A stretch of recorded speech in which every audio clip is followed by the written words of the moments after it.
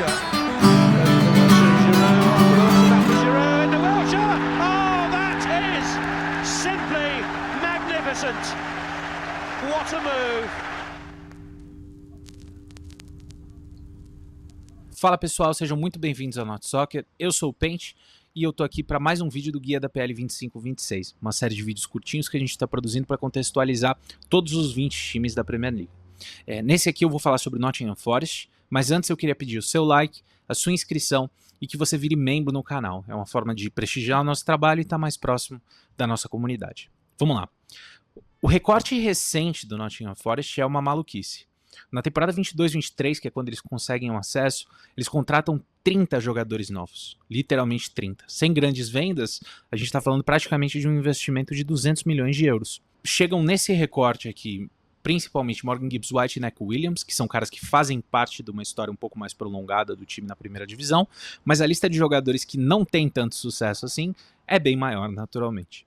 O Marinakis foi bastante agressivo nesses movimentos, a ponto até de extrapolar as dinâmicas tradicionais de construção de elenco, e para surpresa de ninguém, o Nottingham Forest tem alguma dificuldade, tem uma temporada turbulenta na Premier League. Sob o comando do Steve Cooper, o time sofria para ter uma identidade coletiva, o que é absolutamente natural, dado o número absurdo de reforços. Mas sobreviveu sendo pragmático. O Nottingham Forest termina em 16º com 4 pontos de vantagem para a zona do rebaixamento. Objetivo cumprido. Aí a gente pula para a temporada 23-24. O Forest dessa janela tem investimentos importantes de novo, investe 132 milhões de euros no elenco, mas dessa vez é uma janela um pouco mais equilibrada, especialmente pela venda do Brennan Johnson, que vai para o Tottenham, e também por não trazer tantos jogadores, é uma quantidade mais equilibrada de entradas e de saídas. Aqui eles contratam Elanga, Wood, em definitivo, Murilo, Callum Hudson-Odoi, Ainá, enfim, começa a se formar um pouco do time que a gente conhece. Em dezembro de 2023, a gente pula um pouquinho ainda nessa temporada, o Nottingham Forest está tendo alguma dificuldade, está em 17º, e o Steve Cooper é demitido, logo em seguida é apontado no Espírito Santo. O Nuno melhora o time em algumas métricas de performance, mas não em posição, o Nottingham Forest termina nessa mesma 17ª colocação, mas é importante aqui a gente lembrar que eles tiveram 6 pontos de vantagem para a zona do rebaixamento, numa temporada que eles tiveram 4 pontos de dedução. Então aqui já representa um conforto um pouco maior, apesar da temporada também não ter sido fácil. Lembrando que essa dedução de pontos é um produto direto dessa opção do Marinakis de fazer investimentos ultra agressivos num time recém-promovido. É uma consequência direta disso, que talvez dê para falar que se pagou, é uma aposta que se pagou. E é assim que chega o Nottingham Forest para a temporada 24-25. Eles fazem uma janela mais resguardada, marcada por algumas restrições de PSR, acabam contratando 2 nomes importantes no Elliot Anderson, que foi muito bem, e o Milenkovic, que talvez tenha sido o melhor jogador da temporada passada deles. Em campo, o papo era de sobrevivência. Talvez como objetivo ter uma sobrevivência confortável pela primeira vez, realmente confortável. A minha previsão, antes da temporada passada, que tinha uma pitada de torcida pela permanência do Ipswich, é que o Nottingham Forest fosse rebaixado. E eu fui consultar para ver se eu estava sendo pessimista. 4 de 6 jornalistas do Athletic que fizeram o preview da temporada passada também colocaram o Nottingham Forest como um time rebaixado. E nas casas de aposta, os únicos times que tinham odds menores, ou seja, que eram vistos como mais prováveis para rebaixar, eram os times recém-promovidos. E mesmo o mais otimista entre nós, o Estevão, que é super fã de várias peças desse time do Nottingham Forest, projetou a 15ª posição para o Nottingham Forest. Eu trouxe tudo isso aqui para dimensionar o quão histórica e o quão inesperada é essa temporada aqui que eles fazem de 2024-25. O Forest começa a temporada sendo sólido na defesa, era o time que menos cedia XG por chute até dezembro, uma amostra super relevante. Muito forte em bola parada, catimbeiro pra caramba para segurar os resultados e super perigoso em contra-ataque. Depois de 19 jogos, meia temporada, o Nottingham Forest estava em 3º, só atrás de Liverpool e Arsenal. Essa era a melhor colocação deles nos últimos 26 anos. Foi nesse recorte que a gente teve aquela vitória super famosa e super emocionante contra o Liverpool em Anfield. Foi a primeira vez que eles fazem isso desde 1969. Eles tinham a 3ª melhor defesa, de novo só atrás de Liverpool e Arsenal, por 2 gols cedidos a mais só, então não tinha uma grande margem. Eles tinham um conjunto que funcionava muito bem no aspecto defensivo e jogadores de ataque que estavam muito, muito perigosos, no momento individual muito feliz. Wood, Callum Hudson-Odoi, Morgan Gibbs-White e Elanga eram caras muito eficazes nos contra-ataques. E assim nascia o sonho de uma competição europeia, e quem diria, olhando para para a expectativa que a gente tinha na temporada. Se começava a se formar, ou nem começava, né? A gente estava em dezembro, já se formava uma temporada histórica. Mas aqui a gente tinha sinais sutis que esses resultados não durariam para sempre. Quem acompanhou as lives vai saber bem do que eu estou falando aqui. No primeiríssimo recorte, era muito nessa luz que eu trouxe aqui para vocês. Um conjunto intransponível. Pô, os caras defendem demais e são muito perigosos no contra-ataque. Conforme a temporada foi evoluindo, esse foco passou um pouco mais para os zagueiros. Pô, Milenkovic e Murilo estão jogando muito. De fato, eles foram destaques do campeonato. E isso progride para o Cel ser intransponível, o goleiro titular do Nottingham Forest. Eu quero que vocês percebam como está recuando no campo. E isso significou, foi bem simbólico, porque significou uma perda de controle progressivo. Cada vez menos o Nottingham Forest tinha autoridade sobre o que estava acontecendo no jogo. Um time que era muito agudo nos contra-ataques passava a fazer isso de forma menos frequente. E aí não tem jeito, quando a gente começa a juntar esses fatores aqui, não é sobre jogar de forma defensiva, mas é arrancar resultados, é uma coisa que você consegue fazer em um período curto. Ninguém arranca 38 jogos de resultado. Quando vem essas métricas, você já tinha um pouco anunciado que alguma queda de rendimento viria na segunda metade da temporada. E dito e feito, de janeiro até o final da temporada, o Nottingham Forest foi o 11º time da liga. Ainda era muito acima de uma expectativa de um time que estava cotado para rebaixar, vamos lembrar disso, mas é uma queda brusca de performance e deixa um gosto amargo para o torcedor. Isso porque com essa queda, eles seguram posição de Champions League até a 34ª rodada, faltava só 4 rodadas para eles garantirem uma posição de Champions League. Eles acabam saindo dessa zona, eles não voltam mais e lá na penúltima rodada, ou na antepenúltima rodada, eles caem para a 7ª posição, que é onde eles terminam. Cria-se uma expectativa de Champions League que foi frustrada. Nenhum time na história passou tantas rodadas em posição de Champions League sem se classificar. Então foi um golpe super duro.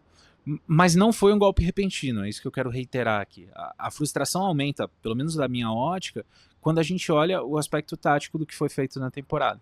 O approach que foi conservador no começo e muito feliz, ele foi ficando cada vez mais defensivo, cada vez menos aventureiro, e começou a confiar em peças individuais performando muito bem, tendo as melhores performances da carreira. Isso até aconteceu, a lista é longa de bons jogadores nessa temporada. Cels, Milenkovic, Murilo, Ainá, Williams, Anderson, Morgan Gibbs-White, Chris Wood, Elanga, todos jogaram muito bem. Mas, repito, ninguém arranca 38 resultados. Então, e o Nottingham Forest começou a partir de um certo ponto, aquele conjunto que era tão sólido passa a se desfazer e começa a entrar um pouco mais nessa regra. O tom negativo faz sentido para essa ótica, mas tudo isso posto, a temporada é um sucesso retumbante. 99,5% dos torcedores do Nottingham Forest se disseram ou muito satisfeitos ou satisfeitos com a temporada, e uma promessa que o Marinakis tinha feito lá na temporada de acesso de a gente vai conseguir vaga europeia, se materializa muito antes do que qualquer torcedor teria imaginado. Com a 7ª posição e com o título do Crystal Palace da FA Cup, o Nottingham Forest se classifica para a Conference League, ou deveria ter se classificado para a Conference League se o Crystal Palace não tivesse sido barrado da Europa League. Isso é uma outra história que o Estevão contou aqui no último Guia da PL, mas fato é que, do jeito que está aqui, o processo corre na Corte Suprema de Arbitragem de Esporte, mas do jeito que está aqui, o Nottingham Forest é promovido para Europa League, enquanto o Crystal Palace é rebaixado para a Conference League por uma questão de multiclubes do John Textor, que nem mais acionista é do Crystal Palace.